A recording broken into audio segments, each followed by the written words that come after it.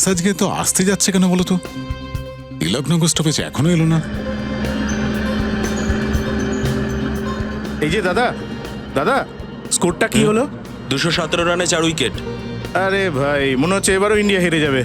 আরে না না, যতক্ষণ আমাদের ক্যাপ্টেন ক্রিজে আছে না, ততক্ষণ আমাদের জেতার চান্স আছে। দেখা যাক।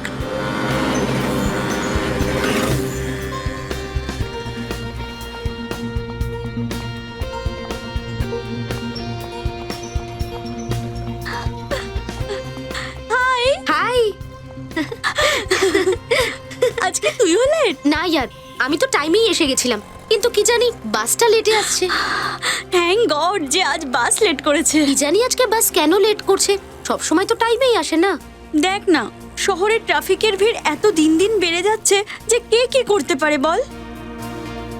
এই জন্য বলি বেবি, একটা গাড়ি কিনে ফেল, এই প্রতিদিনের না বাসের ঝামেলাটাই মিটে যাবে। না বাবা না, আমার বাড়ির ইএমআই মেটাতে গিয়েই আমার স্যালারির অর্ধেকটা খরচ হয়ে যায়, তো গাড়ি নিলে আমি শেষই হয়ে যাব। তাহলে তোর বসকে কেন বলছিস না স্যালারি বাড়ানোর জন্য? আর তাছাড়াও তোর কোনো কথাতে তো উনি আর না বলেন না। না না, এমন কিছু না। আরে বাস এসে গেছে।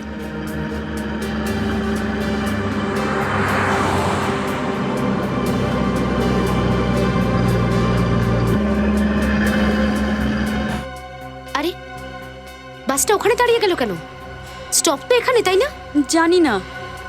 চল গিয়ে দেখি আমরা। হ্যাঁ চল। চল।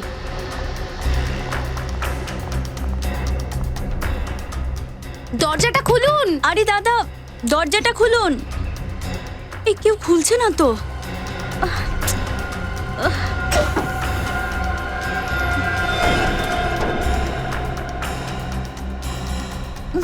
এই বাসে এত দুর্গন্ধ কেন?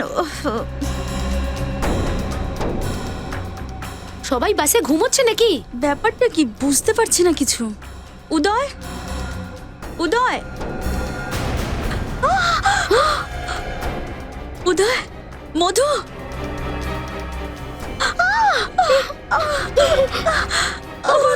এরা সবাই তো মারা গেছে।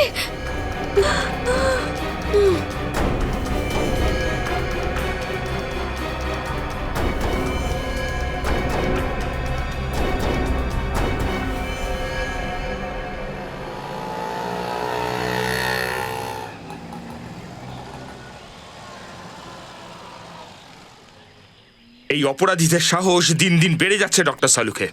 একটা নয়, দুটো নয়, বাসের সমস্ত লোককে একসাথে মেরে ফেললো। হ্যাঁ ভাই, জানি না কি সব ঘটছে। সামান্য সামান্য কারণে ঝগড়া, মারামারি, ভেরি ব্যাড। কি হলো, কিছু জানা গেল? না স্যার, এখনো ভেতরে চেকিং চলছে।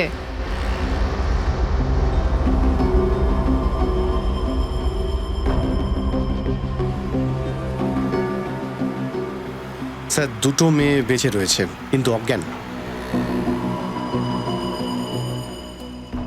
এখন এদের অবস্থা কেমন?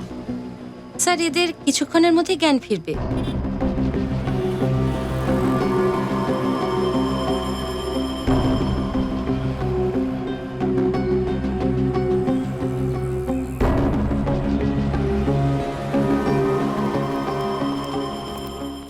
কি বুঝলেন? ভেতরে কোনো রেডিয়েশন আছে? না, কোনো রকম রেডিয়েশন নেই। আমি খুব ভালো করে চেক করেছি। তার মানে আমরা ভেতরে যেতে পারি। হ্যাঁ, যেতে পারেন। Thank you.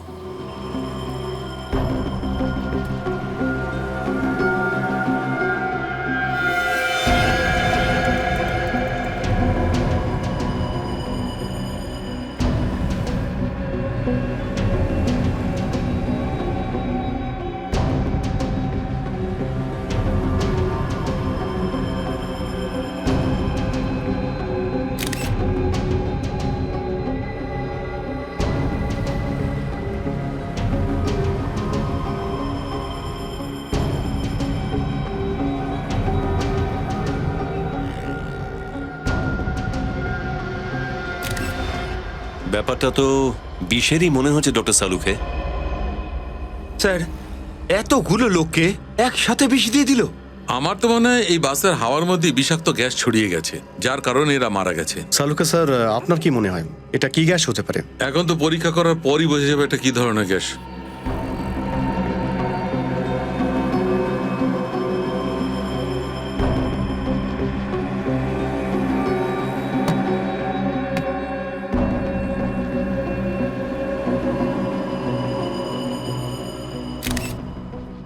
ডক্টর সালুকে হ্যাঁ অভিজিৎ, এটা একটু দেখুন তো। এই গ্রিন কালারের যে সাবস্টেন্সটা রয়েছে, এটা কোনো বিষাক্ত কেমিক্যাল নয় তো? হতে পারে অভিজিৎ। অফিসার্স, দুটো মেয়ের মধ্যে একজনের জ্ঞান ফিরে এসছে। ফ্রেডি, সচিন, তোমরা পুরো বাসটাকে খুব ভালো করে চেক করো। দেখো এই বিষাক্ত কেমিক্যাল কোথা থেকে এলো, চেক করো। শ্রেয়া, স্যার। কথা বলতে পারি ওদের সাথে? হ্যাঁ, কথা আপনি বলতেই পারেন। আপনার শরীর কেমন আছে এখন? আমি ঠিক আছি স্যার, কিন্তু এসব হলো কি করে? এটা তো আপনারাই বলবেন। আচ্ছা, এই বাসটা যখন দাঁড়িয়ে ছিল তখন আপনারা বাসের মধ্যে থেকে কাউকে কাউকে নামতে বা উঠতে দেখেছেন? না স্যার, কেউ ওঠেওনি, কেউ নামেওনি। যখন বাসের দরজাটা খুললাম, ভেতরে ঢুকে দেখলাম সবাই মরে পড়ে আছে। মনে হলো যেন আমরা শ্মশানে ঢুকেছি। আর স্যার, তারপরে আমরা অজ্ঞান হয়ে যাই স্যার। ঠিক আছে, থ্যাংক ইউ ভেরি মাচ। আপনি ওনাদের হসপিটালে নিয়ে যান। হ্যাঁ।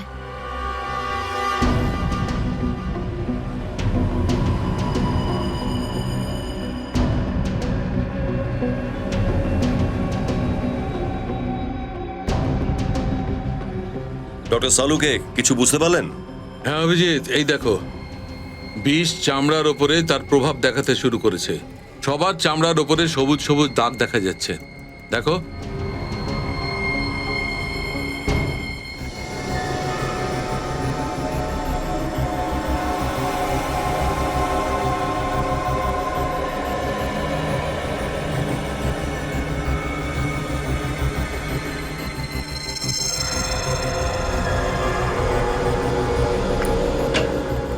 হ্যাঁ ডক্টর সালুকে, জানা গেল এত লোক একসাথে কি করে মরলো? হ্যাঁ দা, আমি টেস্ট করে নিয়েছি।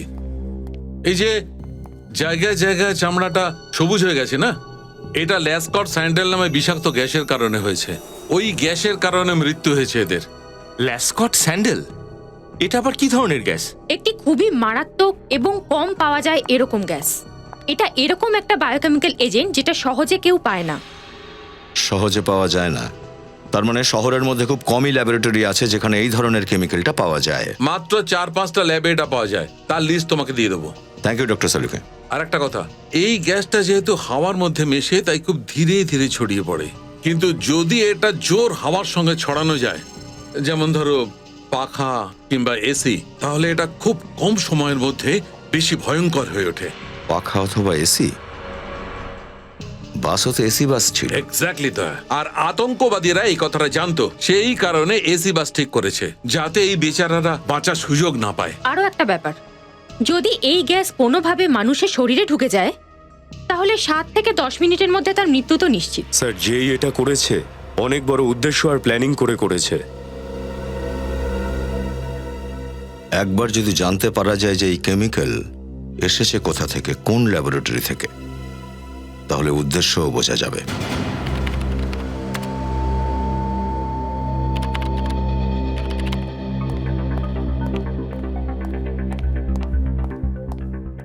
কি জানতে পারলে? সমস্ত ল্যাবকে ইনফর্ম করেছি, যখনই জানা যাবে কেমিক্যালস কোথা থেকে গায়েব হয়েছে ওরা আমাদের ইনফর্ম করে দেবে। স্যার, আমি মোটামুটি প্রত্যেক প্যাসেঞ্জারের ডিটেলস চেক করলাম। নিজেদের মধ্যে কারোর কোনো সম্পর্ক নেই, প্রত্যেকেই আলাদা আলাদা জায়গায় কাজ করতেন। কেউ ব্যাংকার, তো কেউ ডক্টর, তো কেউ অ্যাকাউন্টেন্ট। যদি একটাই জিনিস ওদের মধ্যে কমন ছিল, তাহলে সেটাই যে ওরা একই বাসে ট্রাভেল করছিল। আমার তো মনে হচ্ছে এর পেছনে কোনো আতঙ্কবাদী সংগঠনের হাত রয়েছে, যারা মানুষের মধ্যে আতঙ্ক ছড়াতে চাইছে। আতঙ্কবাদী সংগঠন? স্যার, বম ব্লাস্টের পরে এটা নতুন কি নীতি নিল ওরা? আজ তো বাসের মধ্যে হয়েছে, কাল তো শহরের যে কোনো জায়গায় ঘটতে পারে, যে কোনো জনবহুল এলাকায়। স্যার, ডক্টর সালুখে বলছিলেন যে ওই কেমিক্যালটা হাওয়ায় ছড়িয়ে পড়ে। হতে পারে ওই কেমিক্যালটা বাসের এসির মাধ্যমে ছড়ানো হয়েছে। হতে পারে। আর এটাও হতে পারে যে কোনো একটা ব্যাগের মধ্যে জিনিসটা রাখা ছিল। হ্যাঁ স্যার, আর ওই ব্যাগটা বাসের মধ্যে রেখে পরের স্টপে ওরা হয়তো নেমে গেছিল। ওই বাসের টিকিটের মেশিনটা নিয়ে এসো, দেখো কত লোক ছিল বাসের ভেতরে। স্যার, এটাও তো হতে পারে ওই আতঙ্কবাদী সুইসাইড স্কোয়াডের হতে পারে। আর প্যাসেঞ্জারের মধ্যে ও নিজেও মরে গেছে। হতে পারে। বাসের ভেতর যতজন লোক ছিল তাদের সবার বডি শনাক্ত হয়েছে? না স্যার, এখনো কিছুটা বাকি। স্যার, সব শুদ্ধ ৩৫ জন লোক ছিল বাসে। ৩৫ জন, আর আমরা লাশ পেয়েছি ২২ জনের। তার মানে ১৩ জন লোক বাস থেকে নিচে নেমেছিল। আর স্যার বাস যেখান থেকে ছেড়েছিল সেখান থেকে তিলকনগর যেখানে বাস পাওয়া গেল টোটাল 5টা বাস স্টপ ছিল। তাহলে ১৩ জনের ব্যাপারে খোঁজ নিই, যারা 5টা স্টপেজে নেমেছিল। বাসটাকে খুব ভালো করে পরীক্ষা করতে হবে, আর বাসের ভেতর যে ব্যাগগুলো পাওয়া গেছে সেগুলো চেক করতে হবে।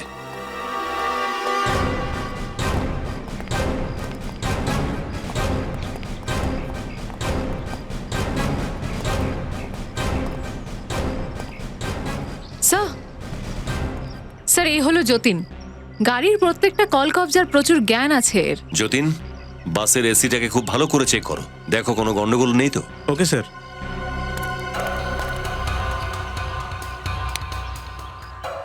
এসির ভেন্টিলেশন চেক করো, দেখো কোনো সবুজ রঙের কিছু পাও কিনা।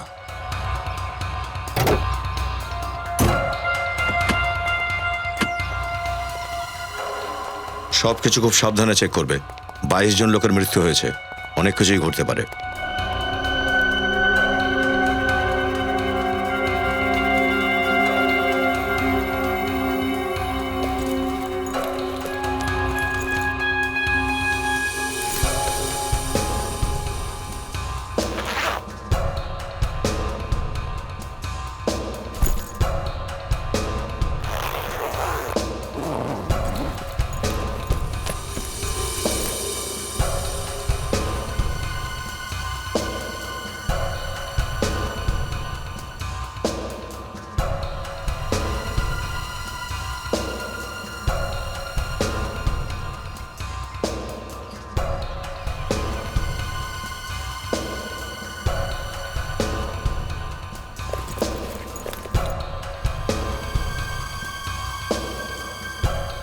Ready, 1 minute. এই পারফিউমের প্যাকটায় কিছু গড়বড় থাকতে পারে, এদিকে দাও।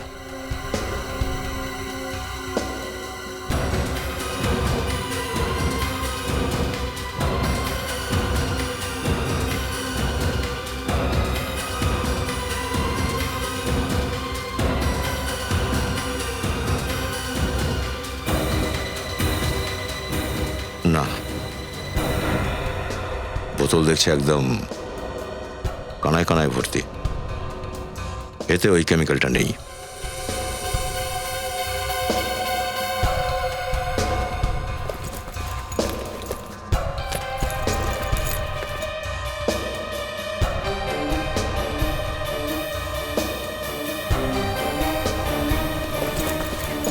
স্যার এই ব্যাগগুলোতে তো কিছু নেই। স্যার এদিকেও কিছু পাইনি। না স্যার, কিছুই নেই। অদ্ভুত ব্যাপার, সমস্ত জিনিসপত্র চেক করা হয়ে গেল কিন্তু কেমিক্যালটার কোনো নামগন্ধ পাওয়া গেল না। আচ্ছা, বাসে কি কিছু পাওয়া গেল? স্যার এসিতে তো কিছু পাওয়া গেল না। আশ্চর্য, বাসে যদি না থাকে তাহলে এই গ্যাস এলো কোথা থেকে? ওই এয়ার ফিল্টার চেক করেছো? ইয়েস স্যার, কিছু পাওয়া যায়নি স্যার। এসির মাধ্যমে ওই বিষাক্ত গ্যাস যদি বাসের ভেতর না এসে থাকে তাহলে ওই গ্যাস এলো কোথা থেকে? হ্যাঁ দয়া। আচ্ছা, কিছু পেলে কি বাসে? বাসে কিচ্ছু নেই, এসি কি চেক করেছো? কিন্তু ওই কেমিক্যাল কোথাও না কোথাও থেকে তো ঢুকেছে, তাই না? হ্যাঁ, ওকে, যদি কিছু জানতে পারো ফোন করবে আমায়। এটা কিভাবে সম্ভব স্যার?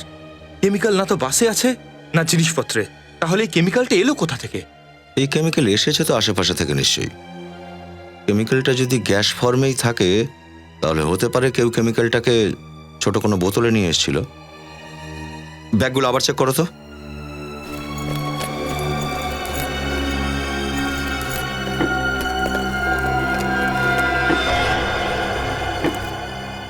স্যার, এই ব্যাগটার মধ্যে কিছু আছে? দেখি, 1 মিনিট, ছেড়ে দাও।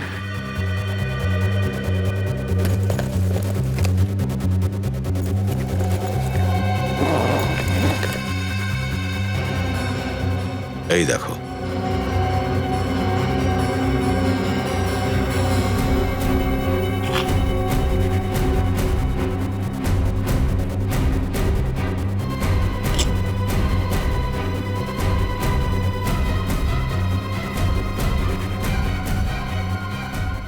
ও, আর এটাই সেই বোতল যাতে কেমিক্যাল রাখা ছিল।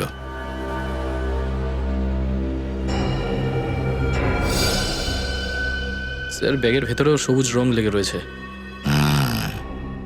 স্যার বোতলটা তো দেখে মনে হচ্ছে কোনো অর্ডিনারি বোতল, আর বোতলের ভেতরে কেমিক্যাল হাত দিয়ে ঢালা হয়েছে।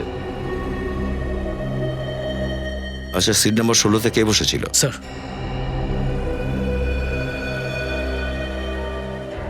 স্যার সিট নাম্বার 16-তে ওই রাজেশ আছে স্যার। রাজেশ?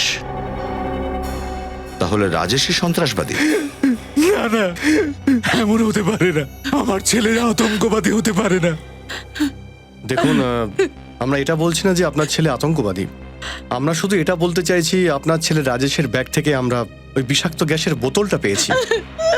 না, নিশ্চয়ই কেউ ওই বোতলটা আমার রাজেশের ব্যাগে রেখে দিয়েছে। আমার ছেলেটা তো খুব ভোলাভালা ছিল স্যার।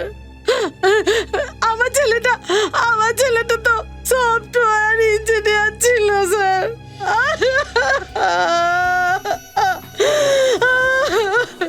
স্যার বিশ্বাস করুন, ও এরকমটা হতে পারে না। এরকমটা হতেই পারে না স্যার, হতেই পারে না। স্যার ভেতরেও কিছু পাওয়া গেল না। দেখেছেন স্যার, দেখেছেন?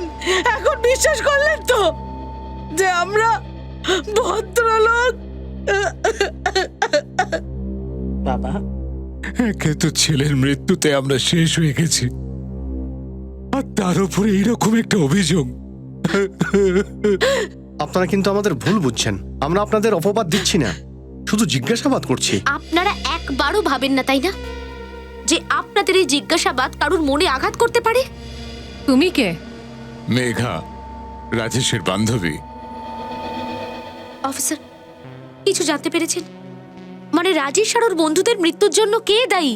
কি ওই বাসে রাজেশের বন্ধুরাও ছিল?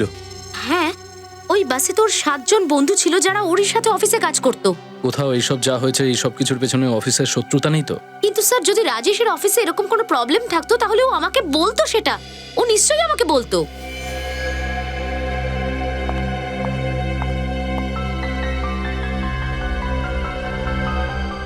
এই অ্যাসথামার পাম্পটা কার? রাজেশের। কি রাজেশের আস্থামাও ছিল? হ্যাঁ স্যার, খুব সিরিয়াস অ্যাস্তমা ছিল। কিন্তু আস্থামার পেশেন্টরা এই ধরনের পাম্প সবসময় তো নিজেদের সঙ্গেই রাখে। কিন্তু স্যার আমরা রাজেশের ব্যাগে বা ওর পকেটে অ্যাসথামার তো কোনো পাম্প পেলাম না। সেটা কি করে হতে পারে স্যার?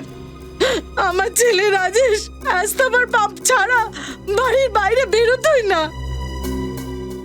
এটা তো এক্সট্রা, এমার্জেন্সির জন্য ঘরে রাখা ছিল। আচ্ছা, এরকমটা নয়তো ওই ব্যাগটা রাজেশের ছিলই না, ব্যাগটা চেঞ্জ করা হয়েছিল? হ্যাঁ স্যার, উনি ব্যাগ বদলে দিয়ে তিলকনগরের একটা বাস স্টপ আগে, মানে শ্যামনগর বাস স্টপে হয়তো নেমে গেছিল। অজিত, আন্দাজটা একদম ঠিকই ছিল। ওই বিষাক্ত কেমিক্যালটা এই বোতল থেকে দেওয়া হয়েছিল। স্যার, এই ছোট বোতলের 22 জন মারার মতন ক্ষমতা রয়েছে। মগজ বড় না মোষ?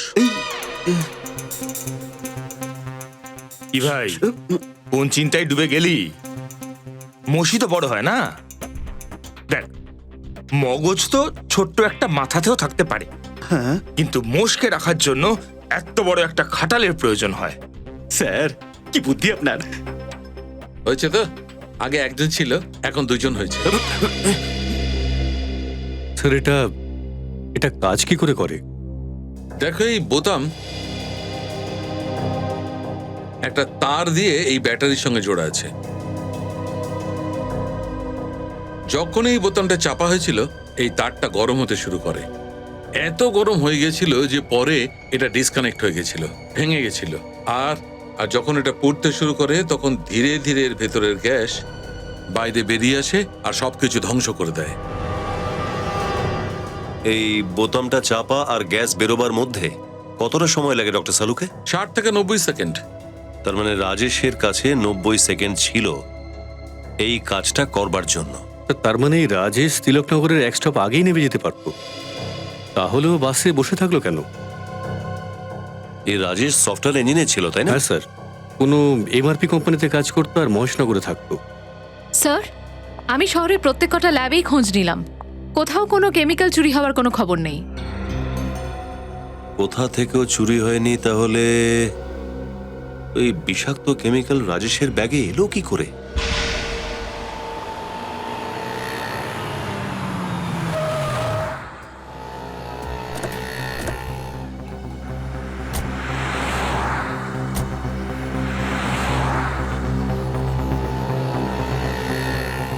এখানে আশেপাশে তো কিছু দেখা যাচ্ছে না, না কোনো পানওয়ালা না কোনো চাওয়ালা। কাকে জিজ্ঞাসা করা যায়? স্যার ওই যে সামনে রাস্তার ওই পারে ওই পেপারওয়ালা দেখতে পাচ্ছি, ওকে গিয়ে জিজ্ঞেস করি। চলো।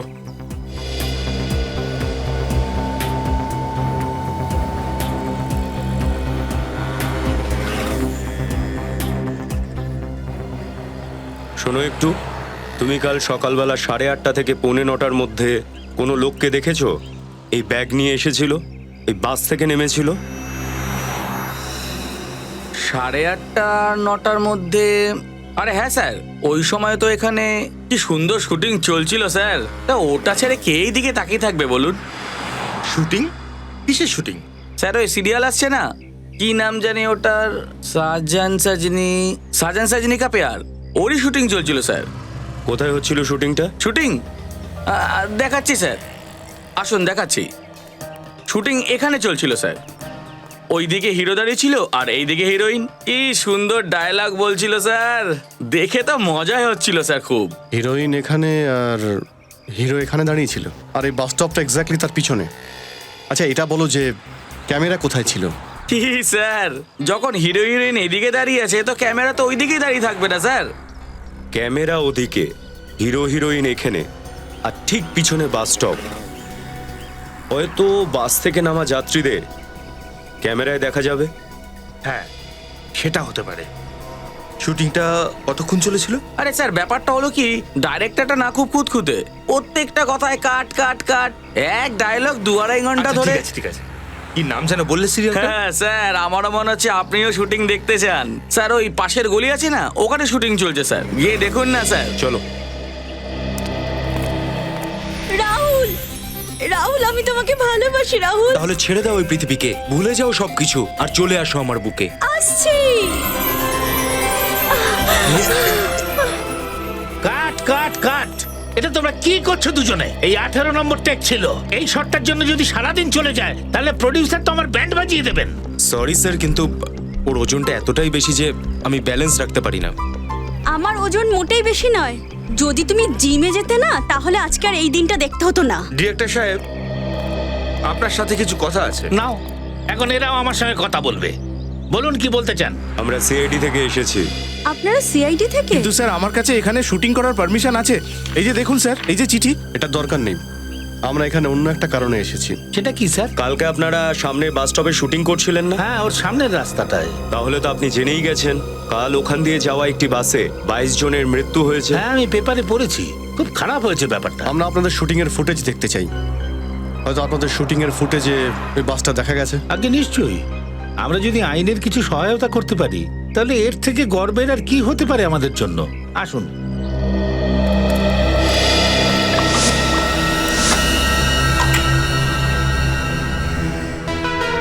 আমাদের কাছে দুটো রাস্তাই আছে, কি? হয় আমাদের পালিয়ে যেতে হবে, না হলে আত্মহত্যা করতে হবে। আত্মহত্যা? কি করতে পারি আর? তুমি কি পাগল হয়ে গেছো? এটা সম্ভব নয়। এক সেকেন্ড পজ করো। ওই বাসটাই স্যার, সিয়া ট্রাভেলসের। এবার আগে প্লে করো।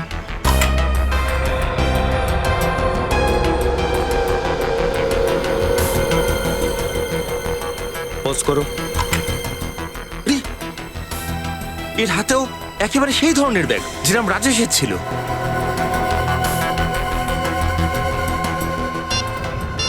এর ফটো সব পেপারে আর নিউজ চ্যানেলে দিয়ে দাও, কেউ তো চিনতে পারবে ওকে। আবার প্লে করো।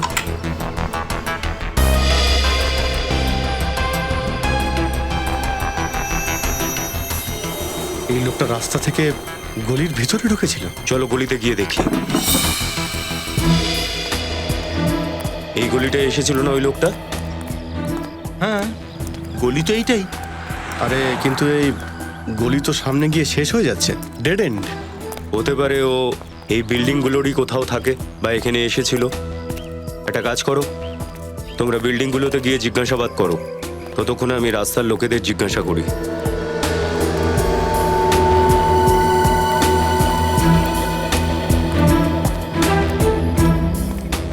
আরে ভাই, তুমি কি রোজই দোকানটা এখানে লাগাও? হ্যাঁ স্যার, সকাল 7টা থেকে রাত 9টা পর্যন্ত আমি এখানেই বসি। তাহলে তো তুমি কাল সকালে নিশ্চয়ই একটা লোককে এখানে ঢুকতে দেখেছো। তার হাতে একটা ব্যাগ ছিল। আপনি সিআইডি। কাল সকালের কথা বলছেন? 8:30 থেকে 8:45 মধ্যে। না স্যার, আমি দেখিনি। স্যার, সব বিল্ডিং এর ওয়াচম্যানদের জিজ্ঞাসাবাদ করা হয়েছে। তারা বলছে তারা এরকম কোনো ব্যাগওয়ালা লোককে দেখেইনি, আর না তো এরকম লোক এখানে থাকে। অদ্ভুত ব্যাপার, সামনে রাস্তাটা বন্ধ, কোনো বিল্ডিং এ যায়ও নি, তাহলে এই গলিটা ঢুকলো কেন? স্যার এমনটা নয় তো ওই লোকটা গলির ভিতরে ব্যাগ লুকোতে এসেছিল? ব্যাগ লুকাতে? হ্যাঁ স্যার, লোকটা বাস থেকে নেমেই ওইটা ভেবেছিল ব্যাগটা কোথাও লুকোতে হবে, যাতে ওর উপরে কেউ সন্দেহ না করে।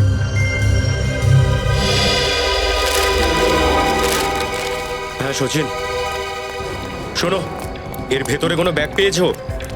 না স্যার, কাল তো আমি আসিনি, আমার শরীর খারাপ ছিল। তার মানে কালকের ময়লা এখনো এখানেই আছে, চেক করো।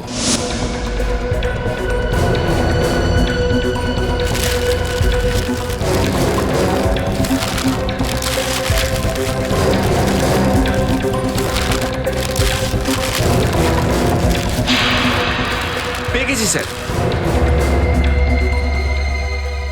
এই হলো সেই ব্যাগ। সাবধানে, ভেতরে কিছু থাকতে পারে।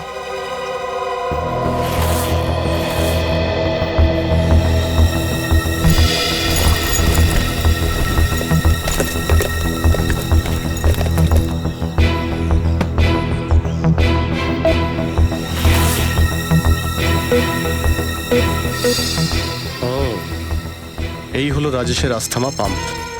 এই ব্যাগটা রাজেশেরই। স্যার, ডক্টর সারিকা রাজেশের ব্যাগের ওপর থেকে একজন বিশেষ ব্যক্তির আঙুলের ছাপ পেয়েছেন। আচ্ছা, সে কে? স্যার, মুন্না নামের এক পুরনো অপরাধী 2 বছর আগে বন্দুকের স্মাগলিং করতে গিয়ে ধরা পড়েছিল। মুন্না? পঙ্কজ, কম্পিউটারের ডেটা চেক করো, বের করো এই মুন্নার ইতিহাস। মুন্না? স্যার, মুন্না বহুত দিন ধরেই সব প্ল্যানিং করেছে। রাজেশের উপর নজর রাখতো, আর ঠিক রাজেশের মতো একটা ব্যাগই বাজার থেকে কিনেছিল, যাতে সেটা পাল্টে দিতে পারে। স্যার, এটা দেখুন। স্মাগলিং ছাড়াও মুন্না সুপারি নিয়ে খুনও করে, কিন্তু ওর কোনো অ্যাড্রেস নেই। স্যার, একজন হরিয়া নামের লোকও মুন্নার সঙ্গে আগে কাজ করতো, আমি জানি ওকে, পরে ও ইনফর্মার হয়ে যায়। ভেরি গুড, ফোন লাগাও ওই হরিয়াকে, মুন্নার খোঁজ খবর পাওয়া যাবে। স্যার। স্যার, এই মুন্না তো একজন সুপারি কিলার, এই আতঙ্কবাদীদের সাথে যোগাযোগ হলো কি করে? পয়সার লোভ দেখিয়েছে, ব্যাস হয়ে গেল, সুপারি কিলার থেকে আতঙ্কবাদী। স্যার, তার মুন্নার খোঁজ খবর পেয়ে গেছি স্যার। কোথায়? পেপার বাড়ির কোথাও একটা আড্ডা কেটে বসেছে ও। পেপার ওয়ারি? এই মুন্নাকে ঘুম পাড়াবার সময় এসে গেছে। মুন্না একটা আতঙ্কবাদী, সাবধানে, বিপদ হতে পারে। স্যার। এসো।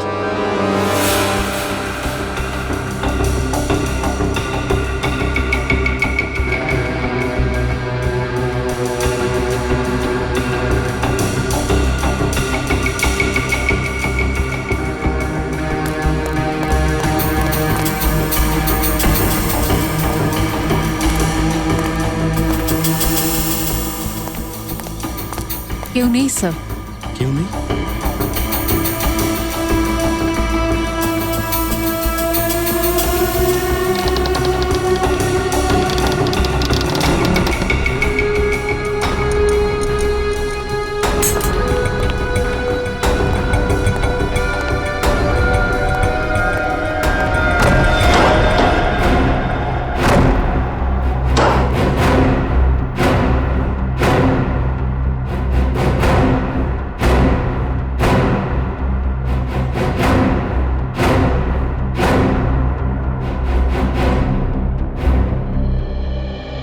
স্যার এই মুন্না তো ঠিক সময় মতো কেটে পড়েছে।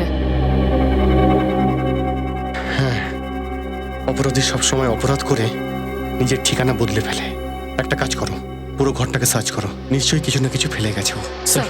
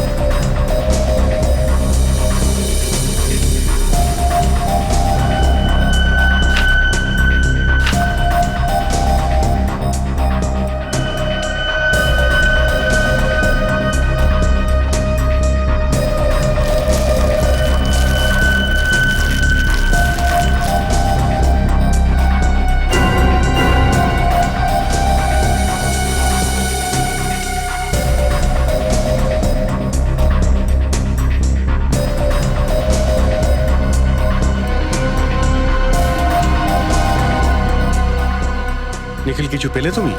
স্যার এই প্যাডের উপর কিছু একটা লেখা হয়েছিল কিন্তু কিছু বোঝা যাচ্ছে না ভালো করে। এটাকে নিয়ে নাও, দেখো যদি কোনো কাজে লাগে। স্যার হ্যাঁ শ্রেয়া, হ্যাঁ বলো। স্যার স্যার বাসের টিকিট পেলাম।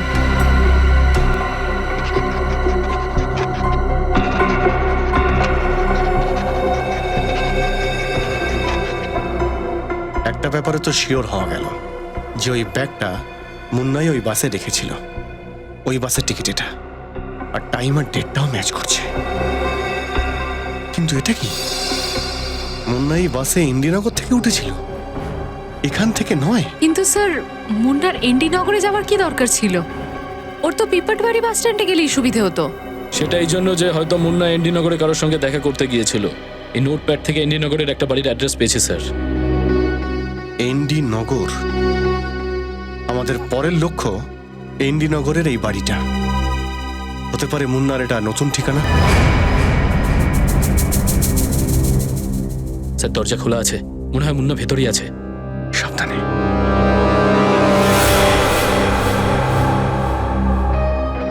স্যার মদের গন্ধ আসছে।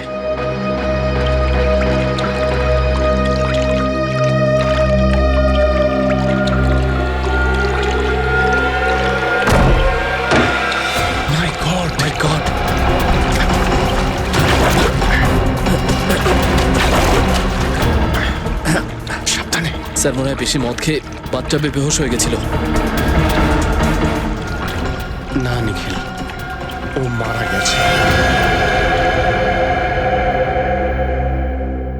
এ তো মুন্না নয়, তাহলে কে? স্যার এর নাম হলো সানি। এর পাশ থেকে ড্রাইভিং লাইসেন্স পেলাম। সানি? মুন্নার মতো লোকের কাছে সানির অ্যাড্রেস এলো কি করে? একটা কাজ করো, পুরো ঘরটা ভালো করে খুঁজে দেখি আমরা কিছু পাই কিনা।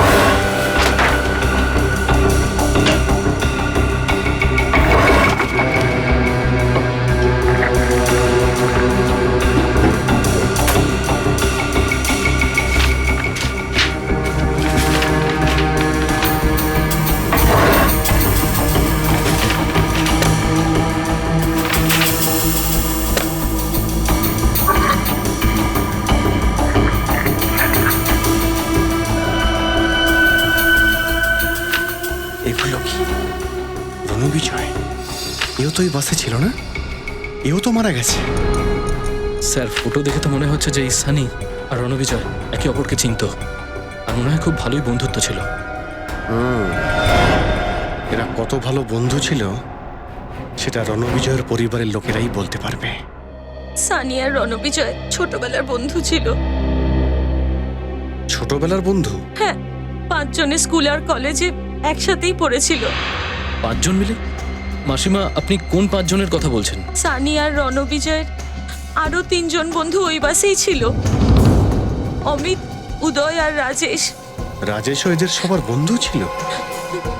তার মানে এটা কোনো আতঙ্কবাদী হামলা নয়। আমার তো এটা মনে হচ্ছে যে কেউ এদের সবাইকে এইভাবে মেরেছে। কে মেরেছে এদেরকে? এদের তো কারোর সঙ্গে কোনো শত্রুতা ছিল না। দেখুন, কারোর না কারোর সঙ্গে তো শত্রুতা ছিলই, না হলে খুনি এইভাবে ওদের মারতো না। এই 5 জনের অতীতকে এবার ঘেঁটে দেখতে হবে। স্যার, সালুকে স্যারের রিপোর্ট এসে গেছে।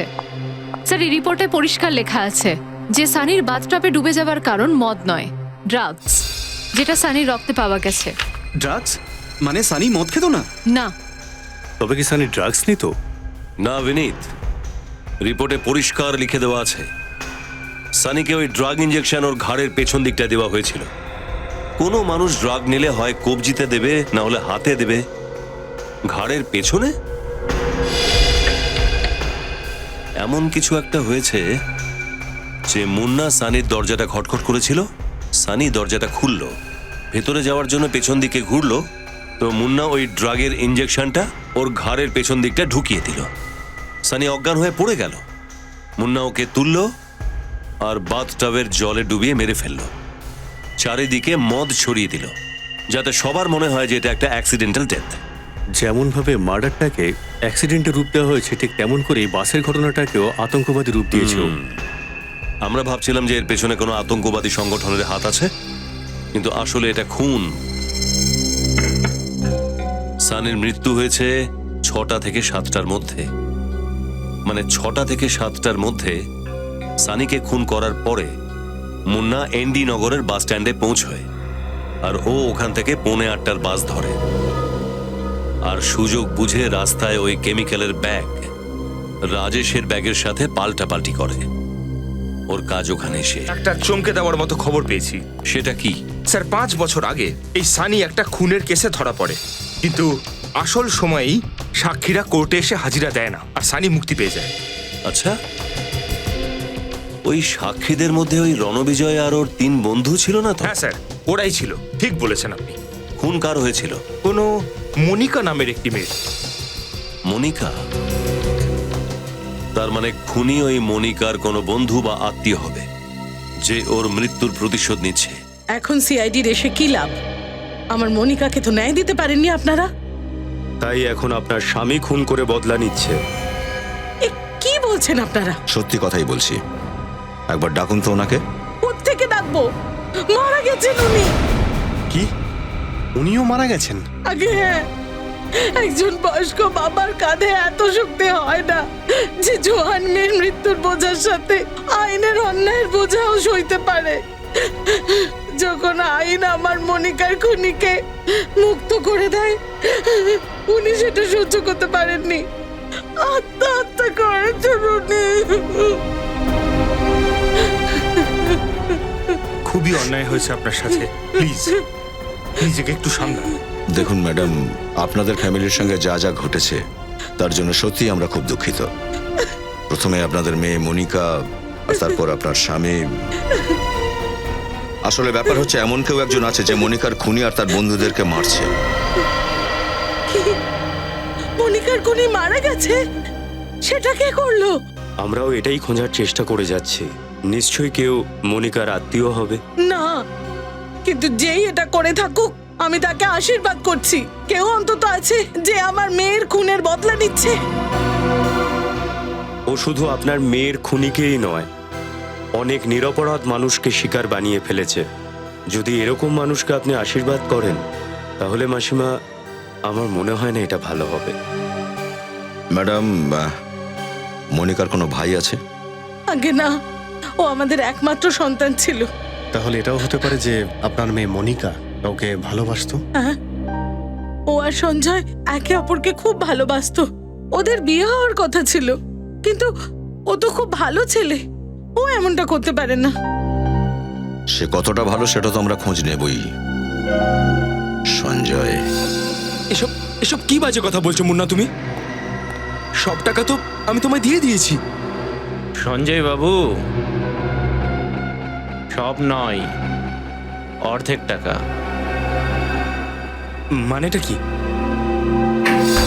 মানে ওই সব টাকা 4 জনকে হত্যা করার জন্য দেয়া হয়েছিল। ওর সাথে আরো 18 জন মারা গেছে। ওদের কি? ওরা কি এমনি এমনি মরে গেছে? দেখো মুন্না, এটা তো ব্ল্যাকমেল করছো তুমি। বেইমানির ধান্দায় তুমি আদর্শ খুঁজছো। আমার টাকা চাই, টাকা।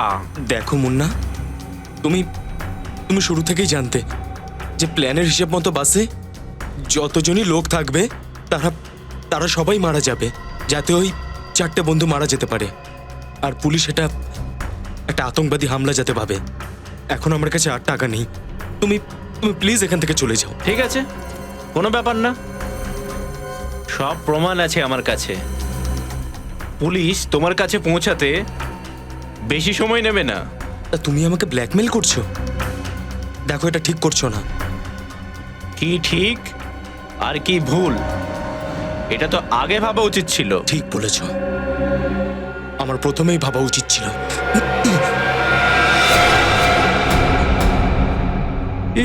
কি করছো সঞ্জয়? আমাকে মেরো না। না না না মুন্না, না, হাত উপরে। আমাকে মেরো না। যে লোকটা 22 জনকে মারতে পারে সে কি তোকে মারতে পারে না? সঞ্জয়, আমাকে মেরো না।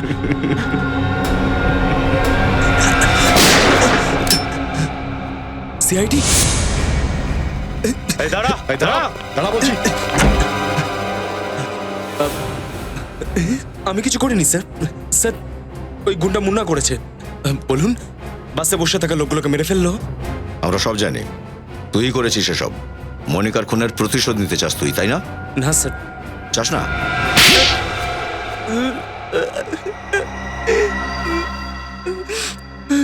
হ্যাঁ, আমি করেছি এসব। কি করতাম আমি? ওরা আমার কাছ থেকে আমার ভালোবাসা, আমার জীবন, আমার মনিকাকে আমার থেকে ছিনিয়ে নিয়েছিল। বিয়ে হওয়ার কথা ছিল আমাদের। খুনের বদলে খুন, এটা আবার কোথাকার নীতি? প্রতিশোধের নেশাতে তুমি এটা ভুলে গিয়েছিলে যে যাদেরকে তুমি খুন করেছো তারাও কারোর জীবন ছিল, কারোর ভালোবাসা ছিল। এই সমস্ত কিছু আমি এই অন্ধ আইনের জন্য করেছি। খুনিকে শাস্তি না দিয়ে ছেড়ে দিয়েছিল ওরা। কি করতাম আমি? তার জন্য আমি ওদেরকে শাস্তি দিয়েছি। শাস্তি তুমি নিজে দিয়েছো, ভুল সেটাই। আইনের উপরে ভরসা করে যদি সত্যিটা সামনে আনার চেষ্টা করতে তাহলে হয়তো মনিকার খুনিরা শাস্তি পেয়েও যেত। কিন্তু এবার তোমাদের দুজনের শাস্তি হবে, আর সেটা ফাঁসি।